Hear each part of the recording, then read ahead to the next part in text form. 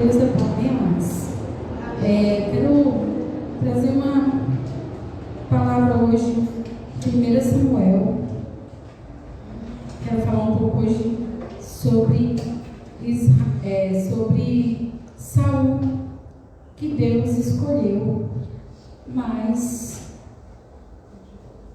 depois Deus rejeitou também a Saul, né? Mesmo Deus que escolheu também rejeitou depois a Saul. Então vamos começar com 1 Samuel capítulo 6.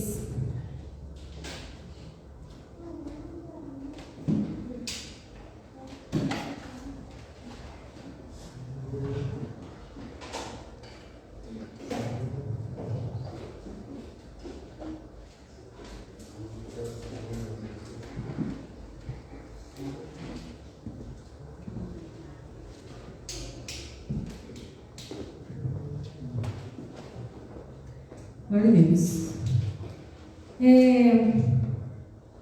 Primeiro, eu estou lendo a Bíblia esse ano de novo, né? A Bíblia toda, e estou em 1 Samuel. Estou quase em dia, falta pouca coisa para eu. Não falta muito pouca coisa, não. Já estamos hoje, dia 18, né, meu Deus? Os dias estão voando, né? De um domingo para outro, assim, parece que voa, né? Mas eu acho que eu tenho que ir até a segunda Reis, esse mês, né? Até dia 30. Mas eu vou colocar em dia aqui para eu terminar, até dia 30, até a segunda Reis. Então, me chamou a atenção dessa vez, dessa minha leitura desse ano, algumas coisas aqui de 1 Samuel. Como estava Israel antes de Deus concordar em escolher um rei, né, para Israel. Então, o contexto, né, de como estava Israel nesse momento começa então no 1 Samuel 6, quando a arca de Deus ficou 7 meses na terra dos filisteus. A arca tinha sido levada, o sacerdote Eli tinha sido morreu, né, quando ele soube que a arca tinha sido levada, e a arca ficou ali então 7 meses com os filisteus. Então neste capítulo 6, a arca de Deus ela é devolvida para o povo de Israel. Eles colocaram em cima lá de um carro, né, e fizeram um voto lá, né, que Deus viu esse voto, né, porque eles colocaram a arca em cima de uma carroça, ia com vacas, né, puxando, e essas vacas puxaram para o lugar certo. Deus providenciou porque era do interesse de Deus para que essa arca voltasse para o povo de Israel, né? Então, lá no capítulo 7, versículo 2, fala assim: sucedeu que desde aquele dia a arca ficou em Kiriat-Jearim, e tantos dias se passaram que até chegaram 20 anos, e lamentaram toda a casa de Israel pelo Senhor. Então a arca foi devolvida e ficou 20 anos em um lugar. E enquanto isso, nesses 20 anos, Samuel estava sendo juiz de Israel. Ele era o líder espiritual de Israel durante esse tempo. Então, no capítulo 7, a gente vê que Samuel, além de ser o líder espiritual, ele também tinha muita influência, até mesmo sobre o exército, né, de Israel. Foi ele que deu a ordem para que eles fossem contra os filisteus depois desses 20 anos. Ele deu a ordem para eles fazerem uma guerra contra os filisteus e eles venceram, né? No capítulo 7 eles tiveram uma grande vitória em relação aos filisteus. Para vocês lembrarem um pouquinho, vamos ler do versículo 3 a 6 do versículo 7. Vamos ler? A partir do versículo 3. Então falou Samuel a toda a casa de Israel, dizendo: se com todo o vosso coração vos converterdes ao Senhor, tirai dentre vós os deuses estranhos e os astarotes, preparai o vosso coração ao Senhor, servi a Ele só, e vos livrará das mãos dos filisteus. Então Samuel chamou o povo para o arrependimento, para se converter ao Senhor, para se livrarem, né, dos deuses estranhos. E versículo 4. Então os filhos de Israel tiraram do meio deles, né, os balins, os astarotes, e serviram só ao Senhor. Só que a gente sabe que isso era sempre por um tempo, né? Era um tempinho ali que o povo de Israel dava uma limpada, né, na idolatria, na rebeldia, e depois acabava voltando. Aí ele fala no versículo 5: disse mais Samuel: congregai todo Israel em Mispa, e orarei por vós ao Senhor. E congregaram-se em Mispa e tiraram água e derramaram perante o Senhor. Jejuaram aquele dia, disseram ali: pecamos contra o Senhor. Julgava Samuel os filhos de Israel em Mispa. Então Samuel chamava o povo, né, para se arrepender, para jejuar, e ele então orava pelo povo. Vamos pular para o versículo 10, 7 e 10. Sucedeu que, estando Samuel sacrificando o holocausto, os filisteus chegaram à peleja contra Israel. E trovejou o Senhor aquele dia com um grande estrondo sobre os filisteus, e os confundiu de tal modo que foram derrotados diante dos filhos de Israel. E os homens de Israel saíram de Mispa e perseguiram os filisteus, os feriram até abaixo de Bet-Car. Então tomou Samuel uma pedra e a pôs entre Mispa e Sem, e chamou o nome dessa pedra que ele chamou Ebenezer, e disse: até aqui nos ajudou o Senhor. Então essa era a trajetória de Samuel aí por uns 20 anos, ele que estava sendo juiz da terra de Israel, e eles tiveram essa grande vitória nessa batalha, e muitas outras coisas, né, que nem tudo está escrito, que senão também não caberia, não é verdade? Eles tiveram uma grande vitória. Lembre-se sempre, essa palavra Ebenezer, né, até aqui nos ajudou o Senhor, aconteceu quando Deus deu uma vitória, liderada por Samuel. O povo teve uma vitória sobre os filisteus. Versículo 13 fala assim: assim os filisteus foram abatidos e nunca mais vieram aos termos de Israel, porquanto foi a mão do Senhor contra os filisteus todos os dias de Samuel. Olha que tremendo, hein? Na época lá de Davi ainda existia filisteus dando trabalho, mas eles não estavam dentro da terra de Israel, né? Porque Samuel já tinha expulsado eles da terra mesmo de Israel. Então, quero ler também o versículo 15. Samuel julgou Israel todos os dias da sua vida. Quando ele assumiu, na verdade, amados, esse julgamento, né, de Israel, quando ele morreu, provavelmente Samuel já era bem adulto, provavelmente já era casado, até já tinha filhos, né? Ele não poderia ser juiz de Israel antes dos 30 anos. Porque lá em Israel tinha aquela regra, né?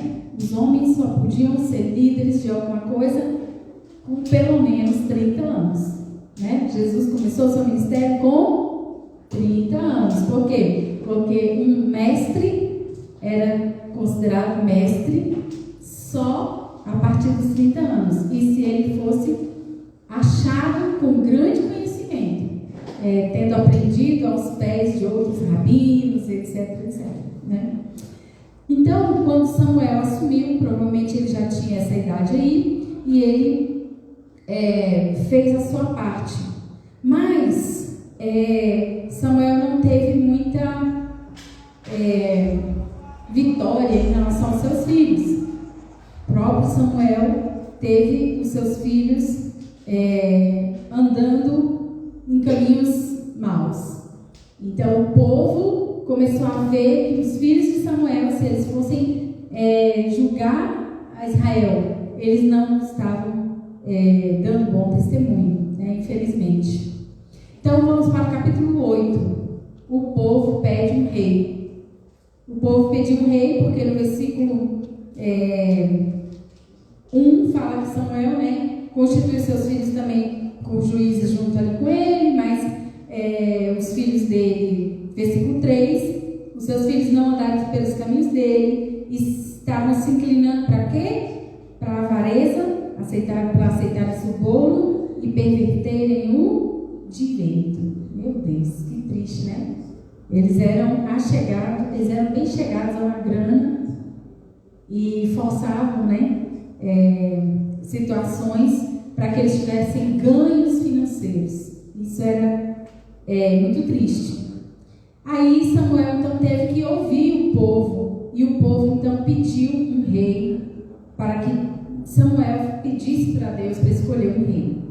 Então, a partir do versículo 5, fala assim, 8:5: Disseram: eis que já está velho, os teus filhos não andam pelos teus caminhos, constitui-nos, pois, agora um rei sobre nós, para que ele nos julgue como o tem todas as nações. Porém, esta palavra pareceu mal aos olhos de Samuel, quando disseram: dá-nos um rei, para que nos julgue. E Samuel orou ao Senhor.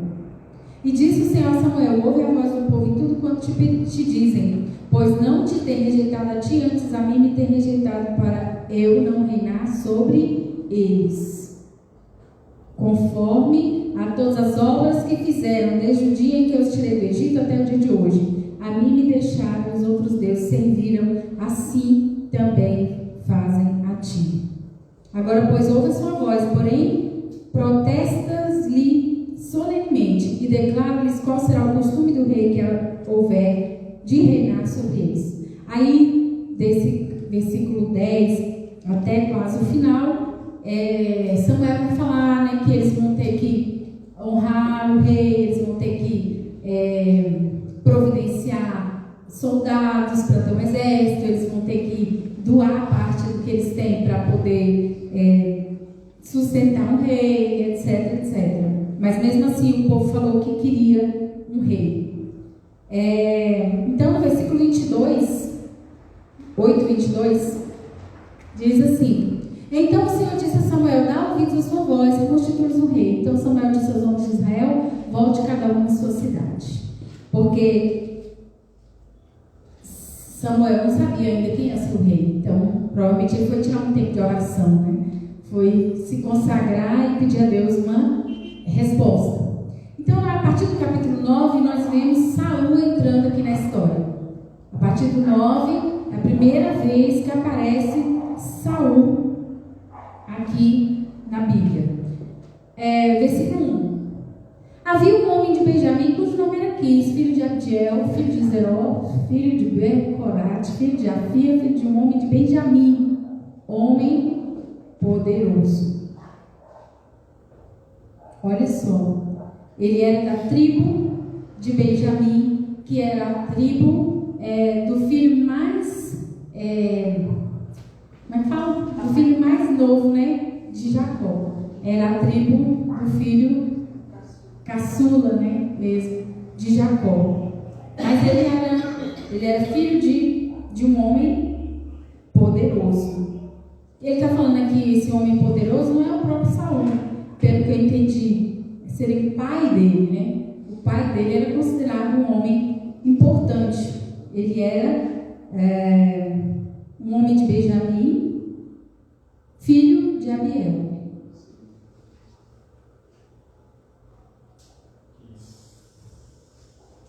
Sim. E o Saul, então, ele se viu numa situação para ser resolvida, e Deus usou essa situação para levar ele até Samuel. Porque Deus sempre usa, né, circunstâncias para levar alguém a outra pessoa. E Deus faz coisas tremendas. Eu conheço um casal que estão casados, graças a Deus, e que eles se conheceram na parada de ônibus. Ali na parada de ônibus eles trocaram umas palavras e descobriram que eles eram crentes, né? E cada um de uma igreja diferente, locais diferentes, uma era do Santa Maria, outra era do Gama. E eles trocaram ali o telefone e hoje eles estão casados há alguns anos. Amados, porque Deus é Senhor também das circunstâncias, não é verdade? Deus pode mover céus e terra para te abençoar, para te abençoar na área profissional, para te fazer conhecer alguém que você precisa conhecer, seja qual for o motivo, né? Porque Deus é poderoso para fazer isso. E aí vamos ver o versículo 2, fala das características de Saul. Saul era então, moço e tão belo, que entre os filhos de Israel não havia outro homem mais belo do que ele. Desde os ombros para cima, sobressaía todo o povo. Então ele era alto. O povo judeu, que a gente, pelo menos os atuais, né, não são altos, não são assim, um povo muito alto, né? Mas aqui mostra que ele tinha sido realmente premiado na loteria da beleza, né? Na loteria essa coisa do homem alto, né? É sempre bonito, né? Se tiver um bom porte, né? Às vezes de rosto a pessoa nem é tão bonita assim, mas só por ser alto já chama a atenção. Fala que ele era jovem, mas assim, não quer dizer também, né, amados, que ele fosse tão jovem. A gente vai ver aqui na frente.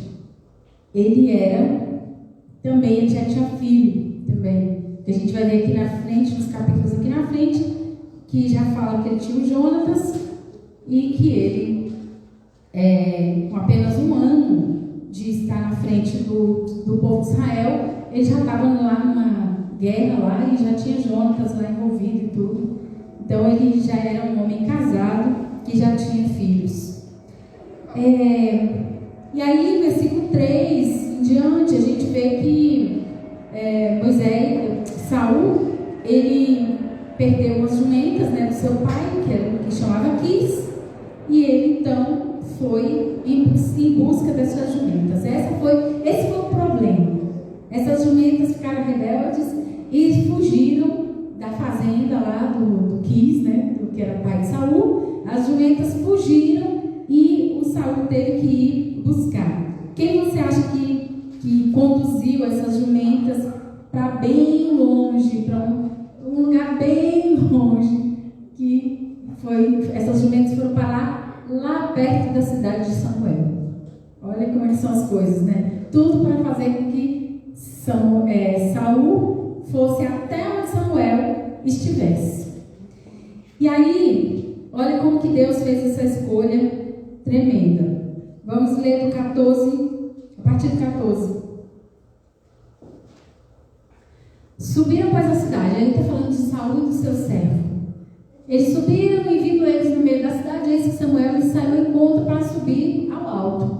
Porque o Senhor revelara isso aos ouvidos de Samuel, um dia antes que Saul viesse, dizendo: glória a Deus.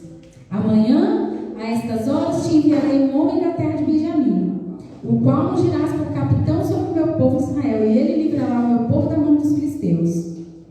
Porque tenho olhado para o meu povo, porque o seu clamor chegou a mim.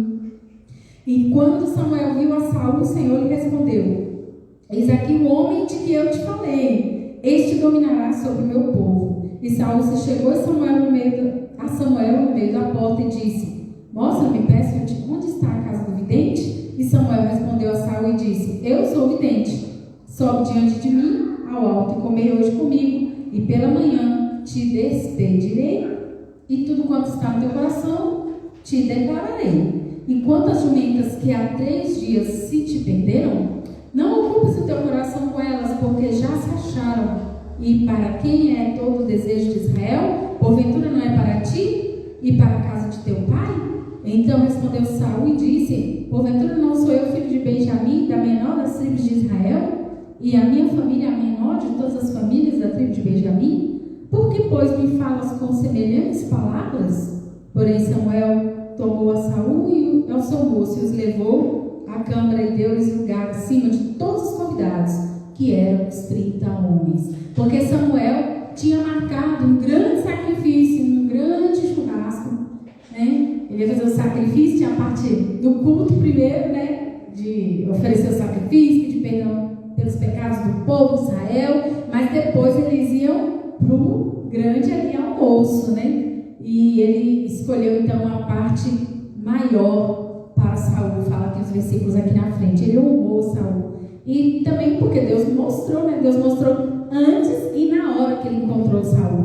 Deus confirmou. Deus falou com Samuel um dia antes que um homem de Benjamim viria até ele. E quando ele viu Saul, Deus falou com Samuel: é este que eu tenho escolhido.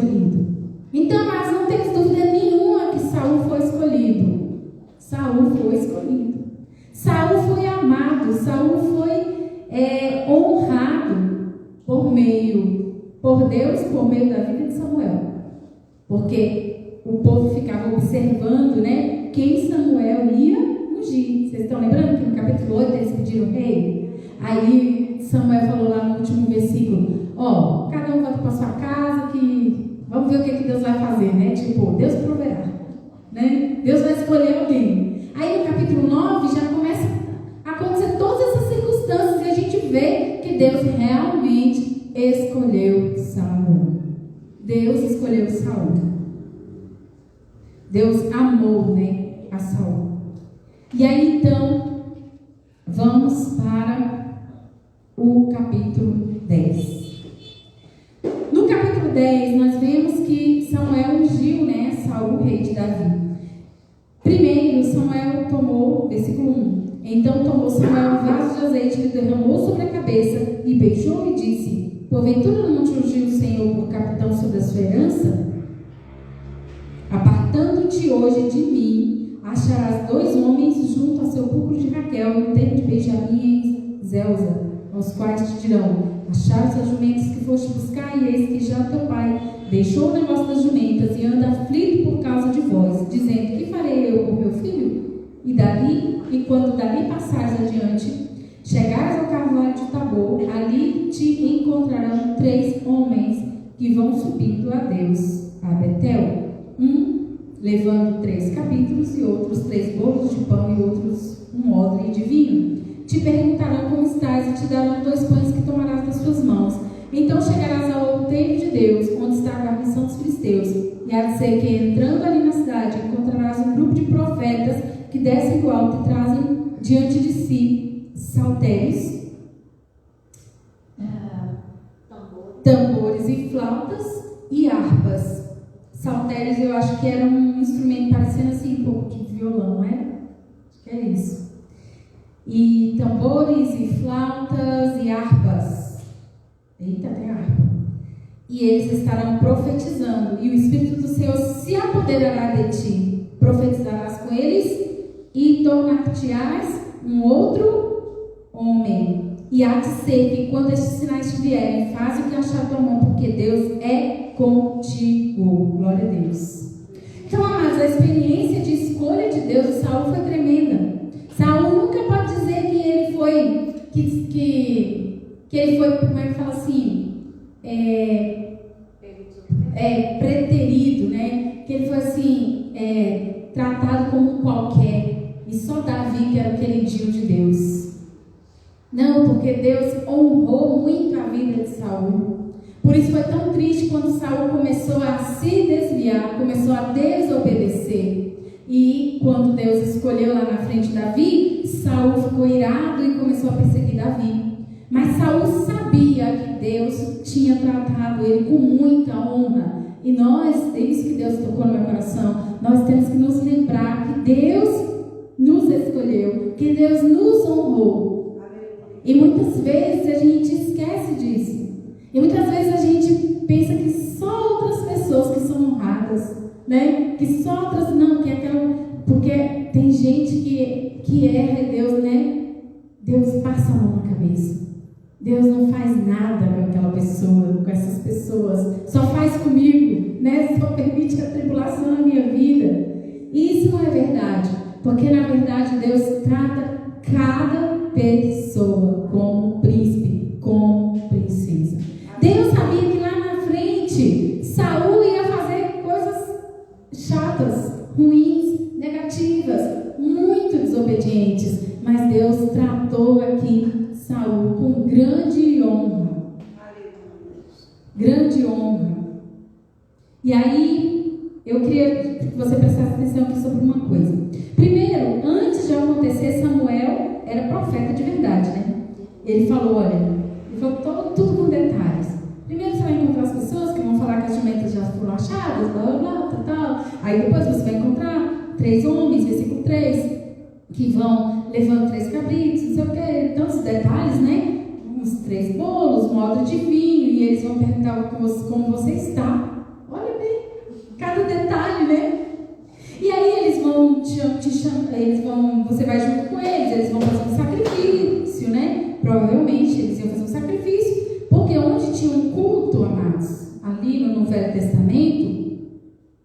meio ali dos louvores, tinha o pessoal do louvor e tinha o pessoal do sacrifício ali do lado. Entendeu? Todo culto no Velho Testamento tinha um sacrifício. Porque o sacrifício fazia parte da adoração. O sacrifício ali, ter sempre ali um sacerdote, né? Com seus auxiliares fazendo um sacrifício, era necessário, porque era a forma que eles tinham de acessar o trono de Deus, porque ainda não tinha Jesus. Jesus ainda não tinha morrido na cruz. Então alguém tinha que derramar o sangue do Cordeiro, para que eles fossem perdoados os seus pecados, né? Então, para que vocês acham que eles estavam levando esse cabrito, esses bolos, era para fazer ali uma oferta, né? E aí eles começaram ali um culto, mas tudo isso Samuel falou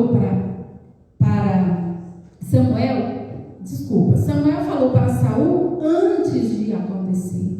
E ele disse ainda que o Espírito do Senhor vai se apoderar de ti e profetizarás, e você vai ser um novo homem. Porque realmente quando nós somos cheios do Espírito Santo, nós nos tornamos novas pessoas. Nós nos tornamos novas pessoas. E Saul precisava ser um novo homem, porque agora ele era um rei. Ele já tinha recebido, né, o azeite sobre a sua cabeça. Ele tinha sido escolhido como rei de Israel. E aí vamos ver aqui. Vamos pular para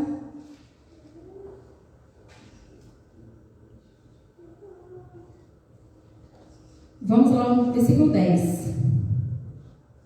Não, o 9. Sucedeu, pois, que virando ele as costas para partir de Samuel, Deus lhe mudou o coração e outro. Meu Deus, que tremendo, hein? Ele estava tendo ali já uma experiência com Deus, ele já estava tendo, né, uma oportunidade maravilhosa de ter um novo coração, de ter uma nova vida, muita comunhão com Deus. E todos aqueles sinais aconteceram naquele mesmo dia. Foram sinais tremendos que aconteceram naquele mesmo dia. Chegando eles ao outeiro, eis que um grupo de profetas saiu ao encontro, o Espírito de Deus se apoderou dele e profetizou no meio deles. E aconteceu que, como todos os que antes o conheciam viram que ele profetizava com os profetas, então disse ao povo, cada um ao seu companheiro: que é que sucedeu ao filho de Quis? Está também Saul entre os profetas? Então aconteceu naquele mesmo dia. E ele profetizou ali junto aqueles profetas. Ali foi um culto, né, muito avivado.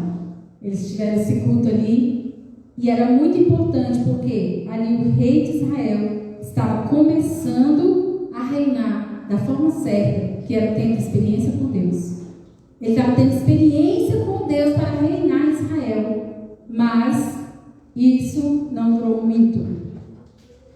Só para terminar, lá no capítulo 13, fala que Saul 13:1, Saul reinou 1 ano. E no segundo ano do seu reinado sobre Israel, Saul escolheu para si 3 homens de Israel, que estavam com Saul, 2.000 no lugar e tal. E aí, a gente vê lá no versículo 8, que eles estavam ali esperando, né, para Samuel fazer o sacrifício. E esperou Saul 7 dias, até o tempo que Samuel determinara. Não vindo, porém, Samuel julgava, o povo se dispersava. Aí o que aconteceu? Saul fez um sacrifício no lugar de Samuel. E do capítulo 13 até o final de 1 Samuel, a gente vê Saul vivendo uma vida cada vez mais longe de Deus, cada vez mais longe daquela primeira experiência que ele teve, aquele primeiro dia e aquele primeiro ano que ele foi um rei abençoado. Depois a Bíblia fala que ele reinou 20 anos. O primeiro ano parece que foi maravilhoso, mas os outros 19 não foi da vontade de Deus. Aí Deus começou a rejeitá-lo. E aí, muitas vezes, nós pensamos que porque Deus escolhe alguém, se depois a pessoa vai rejeitar tanto a Deus, que Deus também vai ter que rejeitá-lo. Amados, porque Deus, Ele dá uma chance para cada um nessa terra.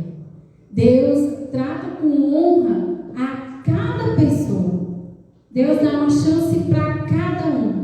No dia do grande julgamento final, se Saul for salvo, ele vai ter que reconhecer diante de Deus: Senhor, eu sei que o Senhor depois de mim escolheu a Davi, mas eu sei que a culpa foi minha. Eu sei que eu errei. Eu sei que eu fui desobediente. Eu sei que eu rejeitei o Senhor.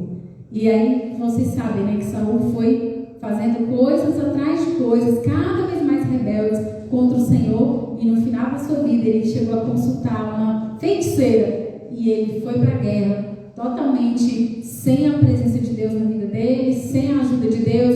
E ele acabou morrendo pela mão dos filisteus. Ele se matou.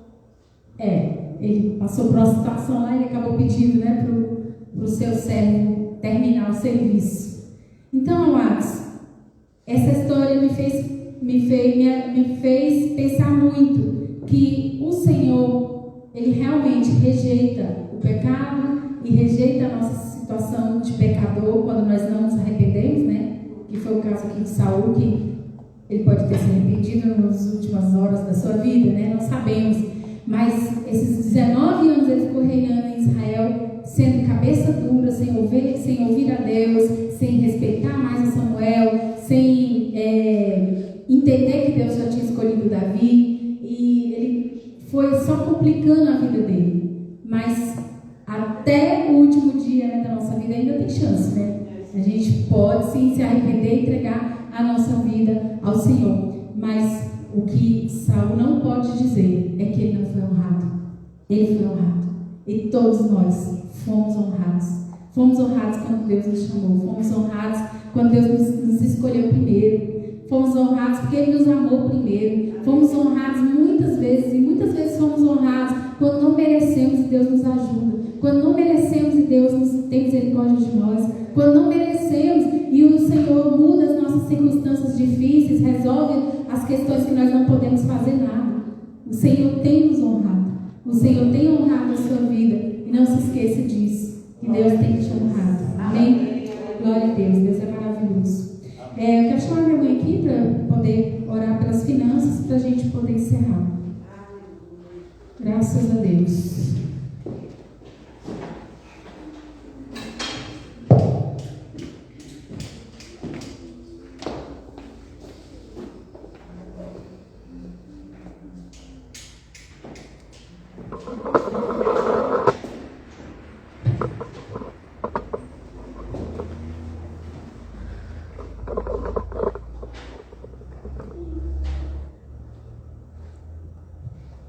Amém, irmãos?